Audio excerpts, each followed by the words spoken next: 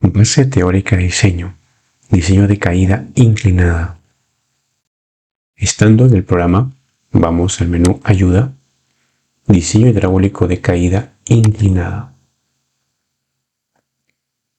Aquí tenemos un documento en PDF. Aquí tenemos un esquema en 3 dimensiones de la caída inclinada. La caída inclinada es una estructura hidráulica que permite unir 2 tramos de un canal mediante un plano inclinado. Sus elementos son canal de entrada, transición de entrada, sección de control donde se produce el tirante crítico, canal de caída, colchón amortiguador o poza disipadora, transición de salida, canal de salida. Acá tenemos todo el contenido de este documento. Nos vamos a la última página para ver las referencias bibliográficas que he usado para desarrollar el software. Tenemos el libro Estructuras hidráulicas de Arámbulo Ramos.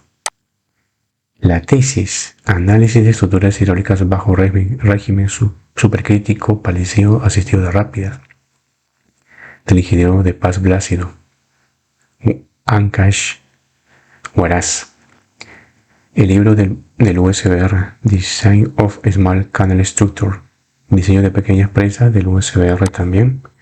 El diseño hidráulico de Crochin, el manual diseño hidráulico de canales y obras de arte de la Universidad Nacional de Ingeniería, Perú. Y los libros de Máximo Young, diseño de estructuras hidráulicas e hidráulica de canales.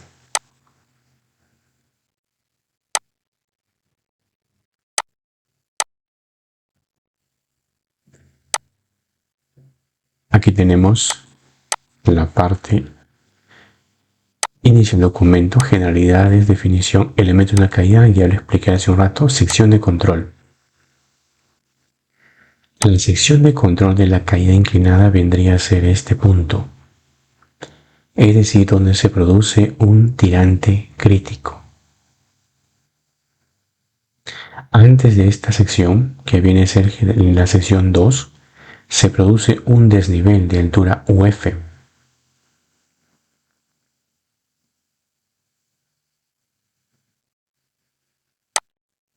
Tenemos criterios de diseño de caída inclinadas de sección rectangular. Dicen que las rampas de sentido longitudinal se recomienda un valor de 1.5 a 1 a 2 en 1.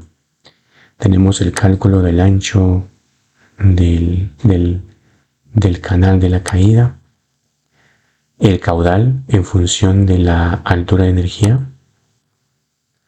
Tenemos unas consideraciones de colocar lloraderos, dice en colchones amortiguadores, disipadores. Esquema de la caída inclinada. Acá tenemos la caída inclinada en planta. Tenemos las secciones de 0 hasta 9. De 0 a 1 viene a ser el canal de entrada, con longitud LC1, el canal de entrada. De 1 a 2, la transición de entrada. De 2 a 3 vendría a ser la curva parabólica. En la sección 2 se produce el tirante crítico, es la sección de control. De la sección 3 a 4 vendría a ser la caída propiamente dicha. 4 a 5, caída curva circular. De 5 a 6, la poza disipadora. De 6 a 7, la rampa. De 7 a 8, la transición de salida. De 8 a 9, canal de salida. Aquí tenemos el perfil longitudinal de una caída inclinada. Como se explicó anteriormente, ya están ahí las secciones. Aquí, en la sección 2 se produce el tirante crítico. El tirante Y2 igual al tirante crítico. Después se produce una curva parabólica. Necesariamente una curva parabólica. Para que el flujo de agua se adhiere al perfil del fondo y no se produzca un salto, un pequeño salto produciendo cavitaciones. También tenemos después de la caída una curva circular, justo después de la caída y antes del resalto hidráulico.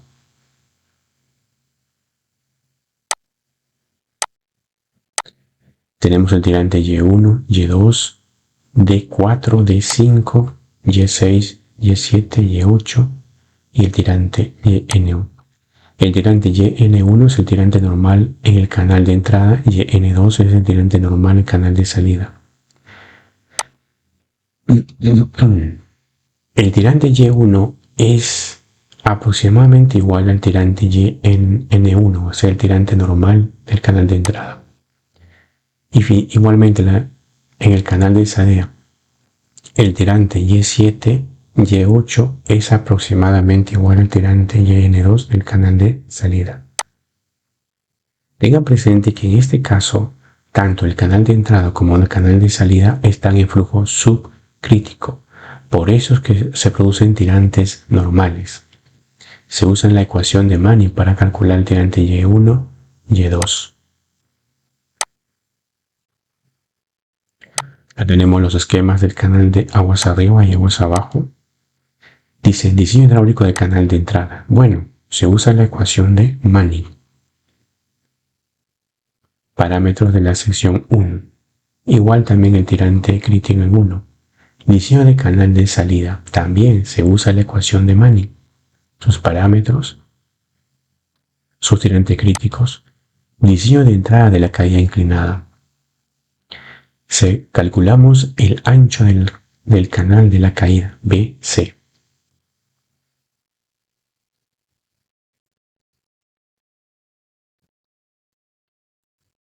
Aquí tenemos en planta el ancho del canal de la caída BC. Esto es un canal de sección rectangular de ancho BC. Podemos calcular BC por energía mínima de entrada, por caudal unitario, por la ecuación de Davenport o por otra fórmula empírica. Se calcula el caudal unitario, luego calculamos la sección de control, el tirante crítico YCR con la ecuación ya conocida. Cálculo de la sección 2, tirante Y2 es igual al tirante crítico. Aquí, tirante Y2 es igual al tirante crítico. Esto es la sección de control. Sus parámetros hidráulicos, cálculo de la sobreelevación UF, o sea, este desnivel UF. Eso se calcula con la ecuación de la conservación de energía. Dice, la energía en 1 es igual a energía en 2 más la pérdida de energías locales, donde esta pérdida de energía local se considera con esta ecuación. Se convierten las ecuaciones y luego se despeja UF. Es una ecuación explícita. Luego la longitud LUF. La longitud LUF es la longitud, esta parte, justamente de esta sobreelevación. Si esta es una sobreelevación de altura UF, la longitud UF es 4 veces la sobreelevación. Luego calculamos la curva parabólica. Aquí, como mencioné hace un rato, después de la sección de control, o sea de la sección 2, donde se produce tirante crítico, se tiene que formar una curva parabólica para que el flujo de agua se adhiera al fondo del canal. Esta curva parabólica tiene esa forma, z es igual a cp por x al cuadrado. Aquí tenemos la ecuación de la curva parabólica con su respectiva referencia. Ahí está. Como este canal, este fondo es horizontal y esto es una inclinación tal, la ecuación se reduce a una ecuación cuadrática. Luego calculamos las otras longitudes con las ecuaciones, las elevaciones también, diseño de la caída inclinada, profundidad normal del canal de caída inclinada, o sea, esta parte, su tirante normal aquí. Tenga presente que en este tramo se produce varios tirantes de diferentes magnitudes. Mejor dicho, se produce una curva de remanso donde el tirante de 3 o la profundidad de 3 es mayor que la profundidad de 4. Entonces aquí el tirante normal o profundidad normal es una profundidad ficticia. Se usa la ecuación de Manning. Ahí está. Luego se calcula la sección Y7. Dice, el tirante Y7 es igual al tirante Y8. Como se explicó anteriormente. Aquí. Este tirante es aproximadamente igual a este tirante. Cálculo de la sección 5. Aquí. El tirante justo después de la caída y antes del resalto hidráulico es el tirante conjugado menor del resalto hidráulico. Se plantean las ecuaciones y luego se realiza un pseudocódigo para resolver esa ecuación. Esto fue usando el método de conservación de energía. También hay otro método donde se usa el método VSBR. Es un método un tanto simplificado en la que se usa este esquema. También se tiene la línea de energía. En este esquema se dice que la energía en 2 es igual a la energía en 5 y la energía en 6 es igual a la energía en 7. A partir de esas condiciones se establecen ecuaciones y luego se arma un pseudocódigo para resolver el problema y se obtiene el tirante Y5. Entonces, en este caso el software permite calcular el tirante Y5 aquí de dos maneras. El usuario elegirá uno de ellos. Sus parámetros hidráulicos, el tirante Y6. Este tirante es el conjugado mayor.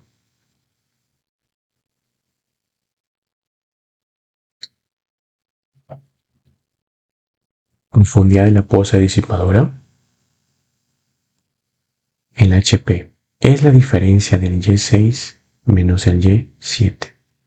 Aquí está. Más un porcentaje. Tenemos las elevaciones del fondo y es Z5, o sea, este nivel. Y la Z6. Este nivel. Bueno, en este punto. Z7 vendría a ser el ZI. Diseño de la curva circular. Esta curva es una curva circular de radio RC. Tiene una curva parabólica también, una curva de ecuación cúbica. Entonces aquí se establece primero, se calcula el radio de la curva circular. Acá se tienen las ecuaciones, dos ecuaciones, se tomará el mayor. Se calculan las longitudes horizontal y vertical de la curva circular. Luego se calculan cada parámetro de la curva circular.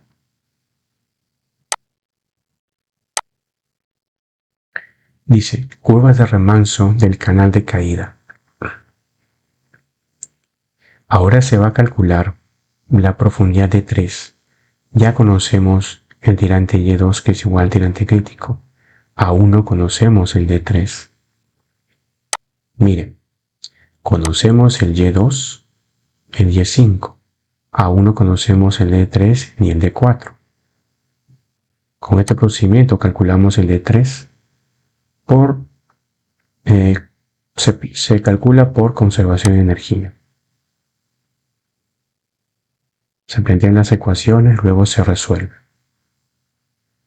Curva de remanso del canal de caída. Ahí está, fíjense la curva de remanso de manera detallada. Este es un esquema para calcular la curva de remanso por pequeños tramos. Se plantean las ecuaciones y luego se procede a elaborar un pseudocódigo o un algoritmo pseudocódigo para solución del problema. Este pseudocódigo lo usa el software para hacer los cálculos. Se elabora una tabla para calcular. Y finalmente se calcula el D4. Mejor dicho, como se calculó el D3, con las ecuaciones de curva de remanso se va calculando tramito por tramito hasta llegar al D4. Y ahí está. Diseño de la poza disipadora. Forma de resalto hidráulico en canal de pendiente horizontal. Esto es tomado de Máximo Bio. Acá me explica qué tipo de resalto se produce de acuerdo al número de Froude. Ondulado, débil, oscilante, estable, equilibrado, fuerte e irregular. O también de acuerdo al UCBR. Puede ser previo al resalto, con este rango, transición o resalto perfecto de acuerdo a este rango, o con superficie de onduladas aguas abajo, cuando se cumple esta condición. Diseño de poza disipadora USBR. La USBR, o también llamado United States Bureau of Reclamation USBR, son las siguientes. Se tienen tres tipos de pozas: tipo 1, tipo 2, tipo 3. El tipo 1 para número de Froude entre 2.5 y 4.5. El tipo 2 cuando el número de Froude es mayor que 4.5 y su velocidad de aproximación es menor o igual a 18 metros por segundo. O sea, en este punto, cuando la velocidad aquí es menor o igual a 18 metros por segundo. Luego el tipo 3 para número de Froude mayor a 4.5 y su velocidad de aproximación mayor a 18 metros por segundo. Acá tenemos la poza disipadora tipo 1. Acá tenemos el esquema. Aquí tenemos los dados con sus respectivas dimensiones. Acá tenemos un umbral o una rampa, un umbral. Esto es la poza disipadora. Y en el punto central está despejado. Luego tenemos la poza disipadora USBR tipo 2. Tenemos los dados. Se le agrega unos bloques de impacto y luego el umbral final. Todo con sus respectivas dimensiones. Finalmente tenemos la poza disipadora tipo 3.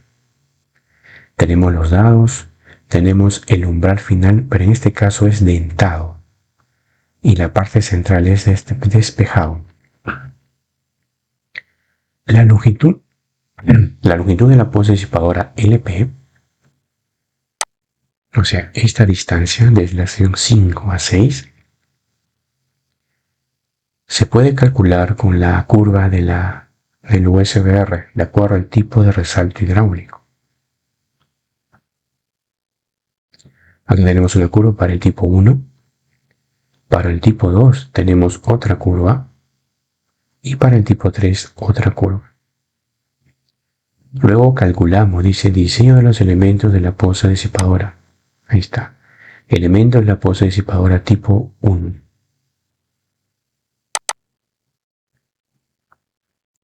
O sea, se van a calcular los dados.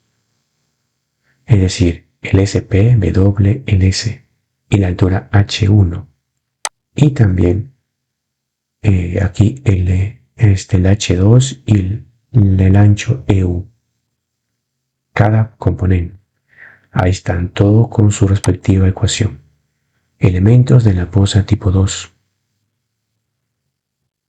Aquí está, se van a calcular los dados, el ancho y el espaciamiento de dados, la altura también, el ancho y espaciamiento de los bloques de impacto, también su altura y finalmente su umbral final. Para eso se usa un gráfico tomado del USBR. Ahí está. Para el tipo 3, también se van a calcular los dados, su espaciamiento, su ancho y su altura. Tanto el inicio y el final también. Ahí está. Diseño de poza disipadora simple. En este caso, es una poza disipadora que no corresponde al USBR. O sea, sería de esta manera. Solamente un tramo horizontal y un pequeño desnivel. Nada más. Solamente entonces se calcularía la longitud de la poza disipadora. LP. Y aquí tenemos el LP según varios autores. El usuario va a elegir cualquiera de ellos de acuerdo a su criterio. O también puede tomar el mínimo, el máximo o el promedio. Finalmente se calcula el borde libre de la poza disipadora y su altura de muro. El borde libre vendría a ser aquí, el borde libre BL. Y la altura de muro sería HMP. Esto. Ahí se tiene.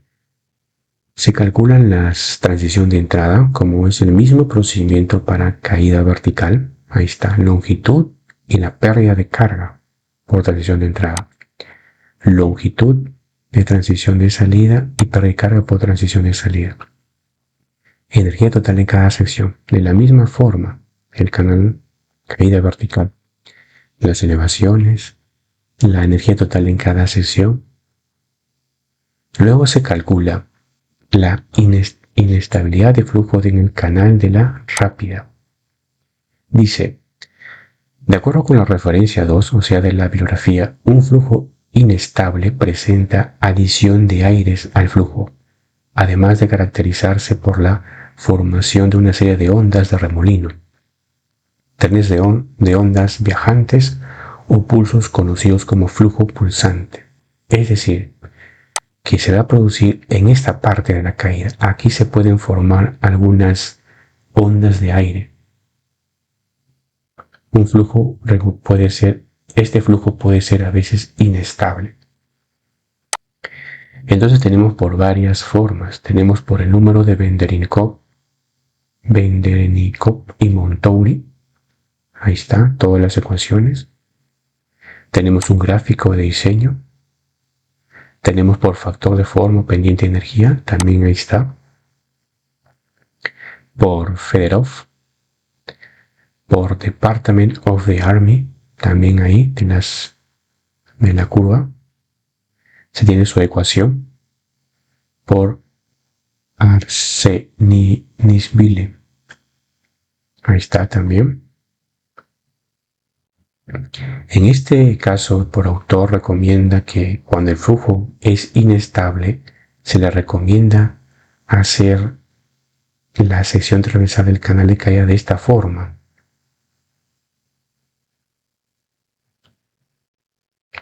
Acá tenemos la formación de una tabla. Luego también calculamos las velocidades en el canal de la caída, o sea, velocidades máximas. Velocidades máximas según diferentes autores.